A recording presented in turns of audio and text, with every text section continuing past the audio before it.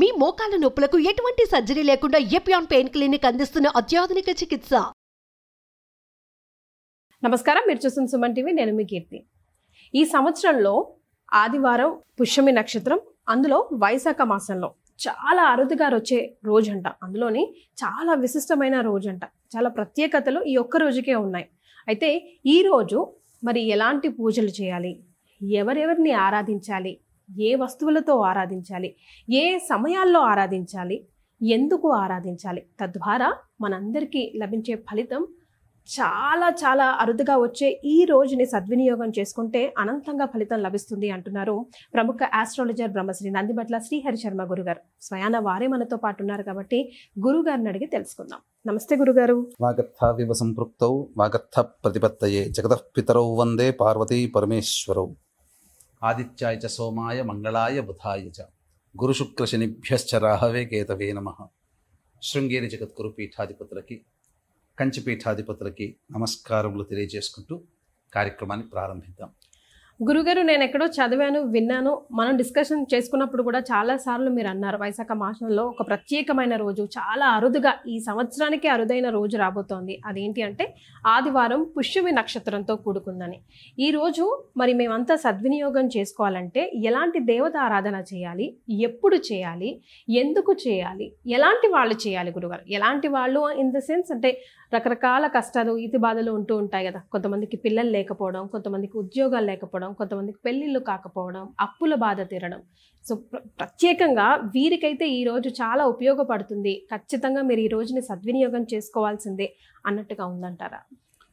తప్పకుండానమ్మా. అసలు ఈ వైశాఖ మాసం యొక్క విశిష్టత ఏంటంటే ఒక్కొక్క మాసం ఒక్కొక్క దేవతని ఆరాధన చేయమంటే ఈ వైశాఖ మాసము ముఖ్యముగా విష్ణువుని, లలిత అమ్మవారిని ఆరాధన చేయమని మనకు శాస్త్రం చెప్పబడి ఉంది.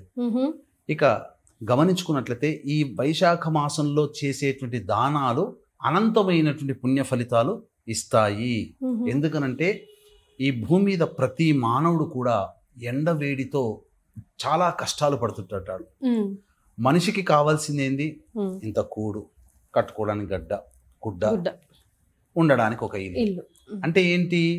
మంచి భోజనము, అలాగే మంచి వస్త్రము, అంటే ఎండ వేడి నుంచి కాపాడగలిగేటువంటిది వస్త్రము, అలాగే ఆచ్ఛాదనం, చల్లటి స్థితి ఉండేటువంటి నీడని, ఇవన్నీ కలిగించేటువంటి ఎవరైతే దానము చేస్తారో వాళ్ళకందరికీ కూడా విష్ణు యొక్క అనుగ్రహం కలగడం, తద్వారా అన్ని విధాల సుఖ సౌఖ్యాలు కలుగుతాయి. అంటే శాస్త్రంలో ఏదో లక్షల కొద్ది, కోట్ల కొద్ది, వేల కొలది పెట్టి దానం చేయమని ఎక్కడా చెప్పబడలేదు. చాలా సులువైనటువంటి దానములు చేయమన్నది. ఏం చేయాలి? చలివేంద్రములు మనం పెట్టుకోవాలి, అలాగే కంబళి దానం చేయమన్నది, అలాగే తాటి ఆకుతో చేసినటువంటి చాపని దానం చేయమన్నది. ఇది వైశాఖ మాసంలో చెప్పబడినటువంటిది. అయితే ఈ వైశాఖ మాసంలోనే మహానుభావులు ఎంతో మంది పుట్టారు. ఈ వైశాఖ మాసంలోనే మనకు నృసింహ జయంతి వస్తుంది, అక్షయ తృతీయ, అలాగే పరమాచార్యుడైనటువంటి ఆదిశంకర భగవత్పాదుల వారు, రామానుజాచార్యుల వారి జన్మ, గొప్ప గొప్ప సంఘానికి, ఈ యొక్క సమాజానికి మేలు చేసినటువంటి వాళ్ళందరూ కూడా ఈ వైశాఖ మాసంలో జన్మించినటువంటి వాళ్ళే. అయితే ఈ వైశాఖ మాసం, ఈ 2025 సంవత్సరంలో వచ్చే వైశాఖ మాసంలో అత్యంత శుభమైనటువంటి పుణ్యమైనటువంటి రోజు, అత్యంత అరుదుగా వచ్చేటువంటిది. నాకు తెలిసి ఈ సంవత్సరం అత్యంత అరుదుగా వైశాఖ మాసంలో వచ్చే గొప్పదైనటువంటి రోజు రేపు వచ్చేటువంటి రోజమ్మ, ఆదివారం గురుగారు. ఆదివారము మరియు పుష్యమి నక్షత్రము, విశేషంగా సప్తమి తిథి, భాను సప్తమి అని అంటారు. ఈ యొక్క తిథిని పురస్కరించుకొని కొన్ని పరిహారాలు గనక మానవుడు గనక చేసుకుంటే తప్పకుండా ఎంతో గొప్పదైనటువంటి పుణ్య ఫలితం కలుగుతుంది.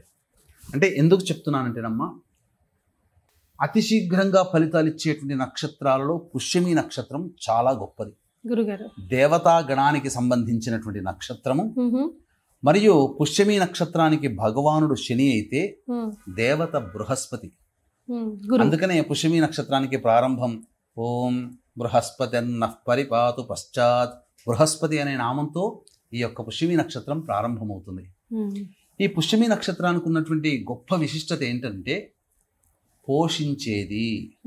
అంటే ఒక తల్లి, ఒక తండ్రి, ఒక రాజు కన్నబిడ్డలుగా ఎలా అయితే ప్రజలని, తన సంతానాన్ని తల్లిదండ్రులు ఎలా పోషిస్తారో, ఈ పుష్యమి నక్షత్రంలో చేపట్టినటువంటి కార్యక్రమాల ద్వారా ఈ నక్షత్రానికి దేవత అయినటువంటి బృహస్పతి ఆ విధంగా ఆ కార్యక్రమాలు చేపట్టినటువంటి పనులన్నీ కూడాను సజావుగా పూర్తి చేస్తాడు. విస్తరించడం గురుగారు, స్ప్రెడ్డింగ్ సజావుగా పూర్తి చేస్తాడు, పోషింపబడతాడు. అంటే ఆ పనిని పూర్తిగా కంప్లీట్ చేస్తాడు అని అర్థం. గురుగారు, ఇప్పుడు పుష్యమి నక్షత్రం అనగానే జనరల్ గా ఇప్పుడు మీరు చెప్పారు లలిత అమ్మవారు అండ్ విష్ణుమూర్తి, కానీ మీరు కూడా చాలా సందర్భాల్లో పుష్యమి నక్షత్రం ముఖ్యంగా వచ్చినప్పుడు రావి చెట్టుకి ప్రదక్షిణలు కానివ్వండి, లేదా ఆరాధన చేయడం కానివ్వండి, చక్కెర పోయడం కానీ, పాలు ఎందుకు ఆ లింక్ ఏంటి గురుగారు రావి చెట్టుకి పుష్యమి నక్షత్రం? అంటే ప్రధానంగా రావి చెట్టు అనేటువంటిది త్రిమూర్తుల స్వరూపముగా చెప్పబడి ఉంది. కాబట్టి విష్ణువుని పూజించే వాళ్ళైనా, ఈశ్వరుని పూజించే వాళ్ళైనా, లలిత అమ్మవారిని పూజించే వాళ్ళైనా రావి చెట్టు దగ్గర గనక చేసినటువంటి పూజ సత్ఫలితాలను ఇస్తుంది. ఇటువంటి ఆదివారము పుష్యమి నక్షత్రము రావడం చాలా అరుదు. పుష్యార్క యోగము అంటారు. ఈ ఆదివారము రవికి సంబంధించినటువంటిది. తర్వాత ఆ సప్తమి తిథి కూడా ఉండడం చాలా గొప్పది. కాబట్టి ఈ రోజున చేసేటువంటి పూజ కానీ, జపం కానీ రావి చెట్టు దగ్గర చేసిన, రావి చెట్టు చుట్టూ నారాయణాయ నమః అంటూ 27 ప్రదక్షిణలు చేసిన, లేదా శివనామ జపం చేసుకుంటూ శివాయ నమః అంటూ 27 ప్రదక్షిణలు చేసి శివాష్టోత్తరమో, లలితా సహస్రనామమో, లేకపోతే ఈ సంబంధించినటువంటి విష్ణు సహస్రనామము గనక పారాయణం చేసినట్లయితే అనంతమైనటువంటి ఫలితాన్ని కలుగజేస్తుంది. ముఖ్యంగా ఈరోజు చేసేటువంటి పని అతి శీఘ్రంగా నెరవేరుతుంది. వీక్షించేటువంటి సుమన్ టీవీ ప్రేక్షకులు కూడా ఏ సమస్య అనుకున్న సంకల్పం మీ మనస్సులో అనుకుంటే ఆ సమస్య తీరిపోవాలి అంటే ఈ రోజున ఇప్పుడు చెప్పబోయేటువంటి పరిహారము చాలా చిన్నగానైనా కానీ చేయవచ్చు గురుగారు. అంటే మనకు సమయం ఇక్కడ చాలా ప్రధానమమ్మ. మీరు ఇంతకుముందు అడిగారు ఏ సమయంలో చేయాలి అని చెప్పి. అమ్మవారి ఆరాధన కానీ, అయ్యవారి ఆరాధన కానీ విశేషమైన సమయం అంటూ ఉందా గురుగారు ఈ రోజు? ఎందుకనంటే ప్రధానంగా సప్తమి తిథి ఉదయం 7:20 వరకు ఉంది. పుష్యమి నక్షత్రం 9:50 వరకు ఉంది. కాబట్టి ఈ లోపలనే మనం పూజ చేయాలి. పైగా మేషలగ్నము, చరలగ్నము అంటే చేపట్టినటువంటి పని చక చక చక చక సాగిపోవాలి. ఓకే, అంటే ఈ రోజు ఏదైనా మంచి పనులను ప్రారంభించండి అంటున్నారా? ప్రారంభించినా మంచిదే. వైశాఖ మాసము శుద్ధము అనగా శుద్ధము మరియు సప్తమి తిథి, పుష్యమి నక్షత్రం ఉండడం, అనుకున్నటువంటి పని పూర్తి తొందరగా అయిపోవాలనుకునేటువంటి వాళ్ళు ఉదయమే సూర్యోదయం 5:54 ప్రారంభమవుతుంది. కాబట్టి సూర్యోదయానికి ముందే లేచి కాలకృత్యాదులన్నీ తీర్చుకొని 5:54 కల్లా విష్ణు ఆరాధన చేయండి. ఎలా విష్ణు ఆరాధన అన్నప్పుడు చక్కగా ఉదయిస్తున్నటువంటి సూర్యుడికి నమస్కారం చేసి సూర్యాష్టకం 6 సార్లు చదివి 11 సార్లు సూర్యునికి అర్ఘ్యం ఇచ్చిన తర్వాత ఇంట్లోనైనా కానీ లేదా తులసి చెట్టు దగ్గరనైనా కానీ ఆవు నేతితో దీపారాధన చేసి విష్ణు సహస్రనామ పారాయణం చేయడం. ఈ విధంగా చేయాలి. ఈ విధంగా చేసినటువంటి వాళ్ళకి విష్ణు అనుగ్రహం వలన చేపట్టినటువంటి పని తొందరగా అవుతుంది. ఈ రోజున ఇంకొక విశేషం ఏంటంటేనమ్మా, చాలా మంది ఈ యొక్క శ్వేతార్క గణపతిని పూజ చేస్తారు. కాబట్టి శ్వేతార్కం అంటే దాదాపుగా 25 సంవత్సరాలు వయసున్నటువంటి వృక్షంలో ఆటోమేటిక్గా గణపతి ఆకారంతో తయారవుతుంది. ఇప్పుడు మార్కెట్లో దొరికి అమ్మేటివి ఏవి కూడాను సరైనటువంటి కావు. కాబట్టి ముందు రోజే వెళ్ళి సాయంకాలం కల్లా సూర్యాస్తమయం కన్నా ముందు రోజు వెళ్ళి ఆ జిల్లేడు చెట్టుకి నమస్కారం చేసుకొని జిల్లేడు యొక్క కాండమును కానీ వీలైతే దొరికితే వేరుడు కానీ తెచ్చుకొని చక్కగా శుభ్రపరిచి ఉదయం సమయంలో ఉదయిస్తున్నటువంటి సూర్యునికి సంబంధించి ఒక్కసారి ఆచ్ఛాదన చూపించి అప్పుడు ఇంట్లో ఆ కాండానికి కానీ ఆ వేరుకి కానీ చక్కగా పూజా మందిరంలో పెట్టుకొని జిల్లేడు ఒత్తులతో 5 ఒత్తులతో దొరుకుతాయా గురుగారు? షాపులో దొరుకుతాయి. జిల్లేడు ఒత్తులని విప్ప నూనెలో వేసి 5 ఒత్తులతో దీపారాధన చేసి గణపతికి మూలమంత్ర జపం, దాని ముందు ఎదురుగా కూర్చొని గణపతి మూలమంత్ర జపం ఓం గం గణపతయే నమః, ఓం గం గణపతయే నమః అనాలా గురుగారు? గణాధిపతయే నమః అనాలా? ఓం గం గణపతయే నమః అంటే చాలు. ఈ విధంగా 1008 సార్లు చేసి చక్కగా జపం చేసి మనస్సులో ఓం గం గణపతయే నమః అనుకుంటూ ఆవు పాలతో చక్కగా అభిషేకం ఆ వేరుకు కానీ లేకపోతే కాండానికి కానీ చేసి తదనంతరం ఆ ఇంట్లో స్థిర లగ్నం ఎప్పటి నుంచి 6:30 నుంచి 8:30 వరకు ఉంటుంది వృషభ లగ్నం.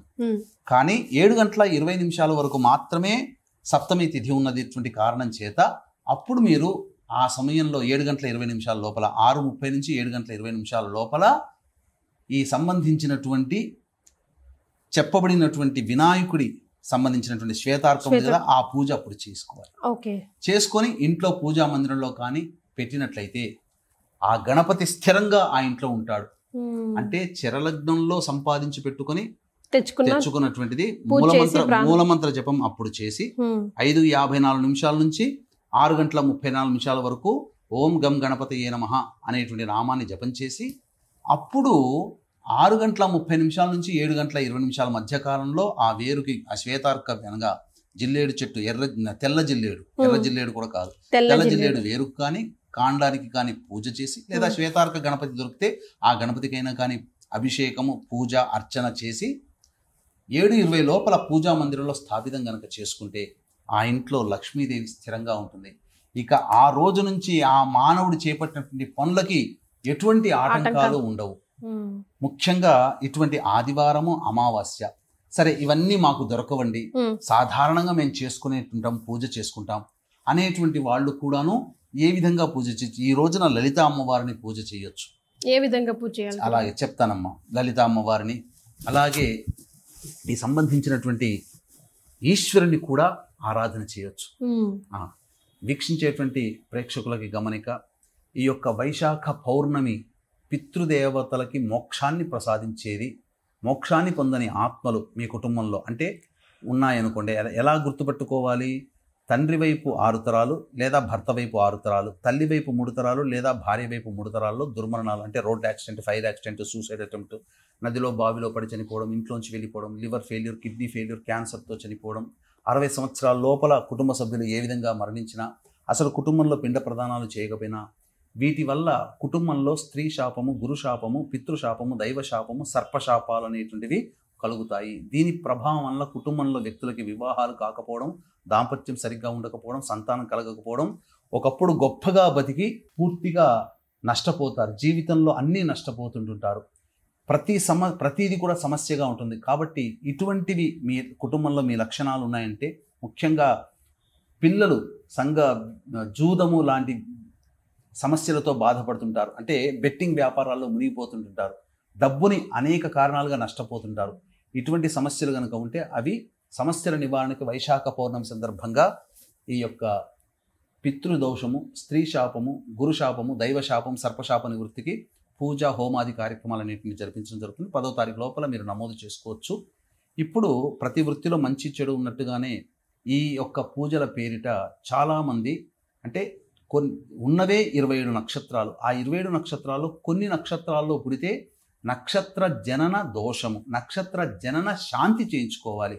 కానీ ఈ ఉన్న 27 నక్షత్రాల్లో 19 నక్షత్రాల్లో పుట్టడం వల్ల స్త్రీ శాపము, పితృశాపాలు, సర్పశాపాలు ఉంటున్నాయని చెప్పి భయభ్రాంతులకి గురి చేస్తున్నారు. పైగా ఈ పూజ 3 నుంచి 4 గంటలు జరపాల్సినటువంటి పూజ నామమాత్రముగా పురాణోక్తముగా ఒక్క బ్రాహ్మణుని పెట్టి 45 లేదా 1 గంటలో ఆ పూజ చేయించి మమ అనిపిస్తున్నారు. కాబట్టి మోసం చేసేవాళ్ళు ఎంతమంది ఎప్పుడూ ఉన్నప్పటికీ కూడా మోసపోకుండా ఉండడమే మన కర్తవ్యం. కాబట్టి నిజాయితీగా జరిపించేటువంటి కార్యక్రమంలో 2013 నుంచి ఈ కార్యక్రమాలు జరిపిస్తున్నాం. అవకాశం ఉన్న వాళ్ళు కార్యక్రమ తదనంతరం కాంటాక్ట్ చేసి అటువంటి 19 నక్షత్రాల్లో పుడితే దోషమని చెప్పి భయభ్రాంతులకు గురి చేసే వాళ్ళ బారిన పడకుండా చక్కగా చెప్పిన లక్షణాలు ఉంటే అది నిజమని నమ్మి కార్యక్రమంలో పాల్గొనే ప్రయత్నం చేయండి. 12వ తారీఖు రోజున పౌర్ణమి రోజున చేసి సముద్ర స్నానం చేయడం ద్వారా పితృదోషాలు తొలగిపోతాయి. ఇక లలిత అమ్మవారికి సంబంధించి చెప్పాం కదమ్మా, ఉదయమే కాలకృత్యాదులు తీర్చుకొని 5:54 సూర్యోదయం అవుతుంది. ఆ సూర్యోదయం సమయంలో లలిత అమ్మవారి చిత్రపటానికి వేసి ఎర్ర జిల్లేడు లేదా తెల్ల జిల్లేడు దొరికితే చాలా మంచిది. తెల్ల జిల్లేడు పూలమాలని అమ్మవారికి వేసి లలితా సహస్రనామ పారాయణం చేసి పులగం నైవేద్యంగా పెట్టాలి. విష్ణువుకి సంబంధించి తులసిమాల వేసి విష్ణు సహస్రనామ పారాయణం, ఈశ్వరుడికి సంబంధించి చెప్తానమ్మా. తెల్ల జిల్లేడు పూల ఈశ్వరుడికి వేసి అప్పుడు ఈ యొక్క శివ సహస్రనామ పారాయణం చేయాలి. అన్నిటికంటే ముఖ్యంగా గమనించాల్సినటువంటి అంశం ఏంటంటే ఈ యొక్క పూజ చేసేటప్పుడు అర్చన చేస్తారు కదా, ఈ అర్చన చేసేటప్పుడు విశేషంగా ఈ వైశాఖ మాసంలో ఏ దేవత ఆరాధన చేసినా దవనము, మరుమము ఇవి రెండు దొరుకుతాయి. మరుమం అంటే దొరుకుతుందమ్మా విడివిడిగా మనకు. ఇప్పుడు చెప్పాలి అంటే ఎక్కడ పూజ సామాగ్రిలో దొరుకుతుంది, కానీ చాలా రేరుగా దొరుకుతుంది. ఎందుకంటే నేను ఈ మధ్యనే దవనంతో కూడా ఇంట్లో ఒక పూజ చేయడం జరిగింది. దవనము విశేషము, అలాగే మరుమము కూడా విశేషం. ఈ రెండు ఆకులతో గనక పూజ చేస్తే చాలా దేవతలు అతి శీఘ్రంగా ఫలితాలు ఇస్తారట. ఈ వైశాఖ మాసంలోనే చెయ్యాలి. ఈ విధంగా చేసినట్లయితే తప్పకుండా మంచి జరుగుతుంది. ఉద్యోగం రాని వాళ్ళు ఈశ్వరుడికి అభిషేకం జరిపించి తెల్ల జిల్లేడు పూలతో అర్చన చేస్తే లేదా ఎర్ర జిల్లేడు పూలతో విష్ణువునికి అర్చన చేస్తే అతి శీఘ్రంగా దొరుకుతుంది ఉద్యోగం.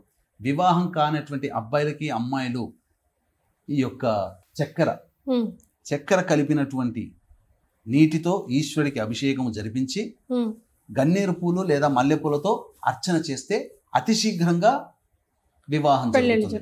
ఉద్యోగం కోసం అయితే చెరుకు రసంతో అభిషేకం చేస్తే చాలా విశేషం. ఇక దాంపత్య సమస్యలు ఇవన్నీ తొలగిపోవాలన్నా ఈశ్వరుడికి ఈ ఆదివారం పుష్యమి నక్షత్రం రోజున చక్కగా మామిడి పండ్ల రసముతో అభిషేకం జరిపితే తప్పకుండా మంచి జరుగుతుంది. మామిడి చెట్టు కింద కూడా ఈశ్వరుని ఆరాధన చేస్తే అటువంటి ఈశ్వరుని ఆరాధన చేసినటువంటి అమ్మాయికి పరమేశ్వరుడు అంతటి వాడు భర్తగా లభిస్తాడు. ఎందుకంటే సాక్షాత్తు మీనాక్షి అమ్మవారు కానీ అమ్మవారు సాక్షాత్తు ఆ విధంగా మామిడి చెట్టు కింద ఈశ్వరుని ఆరాధన చేసే పొందింది. కాబట్టి మనం ఏ కోరికైనా అతి శీఘ్రంగా నెరవేరాలి అంటే ఇప్పుడు చెప్పబడినటువంటి విధానంతో గనక చేసుకుంటే మంచిది. మళ్ళీ ఒకసారి సమయం తెలియజేస్తున్నాను. సప్తమి తిథి ఉదయం 7:20 వరకు ఉంది. పుష్యమి నక్షత్రం 9:56 వరకు ఉంది. కాబట్టి 5:54 నుంచి 6:30 వరకు చరలగ్నము. కాబట్టి మీరు ఏ దేవత ఆరాధన చేయాలనుకుంటున్నారో ఆ దేవతా చిత్రపటానికి పూలమాల వేసి ఆ దేవత ఆరాధన చేసి చక్కగా అభిషేకము, పూజ ఇవన్నీ కూడా అనగా నామజపం చేసి స్థిర లగ్నము వృషభ లగ్నము 6:30 నుంచి 8:30 వరకు. అయితే 7:20 వరకు సప్తమి తిథి ఉంది కాబట్టి ఉదయం 6:30 నుంచి 7:20 మధ్యకాలంలో పూజ జపము చేసి నైవేద్యం పెట్టండి. స్థిర లగ్నం చేయడం వల్ల మీ కోరిక అతి శీఘ్రంగా నెరవేరుతుంది అని చెప్పడంలో సందేహం లేదు. రైట్. సో విన్నారు కదా, ఈ వైశాఖ మాసంలోనే అత్యంత ప్రత్యేకమైన రోజు ఆదివారం పుష్యమి నక్షత్రంలో, అది కూడా భాను సప్తమి రోజు రావడం. ఈ రోజుని ఏ విధంగా మనం సద్వినియోగం చేసుకుంటే అతి శీఘ్రంగా మన కోరికలు ఫలిస్తాయి అన్నది గురుగారు చాలా కులంకుశంగా చెప్పారు. తప్పకుండా ఈ రోజుని సద్వినియోగం చేసుకోండి. అలాగేనమ్మా, ఈ రోజున కటింగ్ చేయకూడదు, మాంసాహారము, మద్యపానము, ధూమపానం చేయకూడదు, బ్రహ్మచర్య వ్రతాన్ని ఆచరించాలి, దాంపత్యం పనికిరాదు, ఇనుప వస్తువులు కొనకూడదు, శనికి సంబంధించినటువంటి వస్తువులు ఏవి కూడా అనగా నూనెని రాసుకోవడము అనేటువంటివి చేయకూడదు. సో అసలు నూనె కొనుగోలు కూడా పనికిరాదు. నూనె, ఐరన్ కి సంబంధించినవి ఏవి కొనుగోలు కూడా చేయకూడదు. రైట్. చాలా సంతోషం గురుగారు, ధన్యవాదాలు. సర్వం శ్రీ ఉమామహేశ్వర పరబ్రహ్మార్పణమస్తు.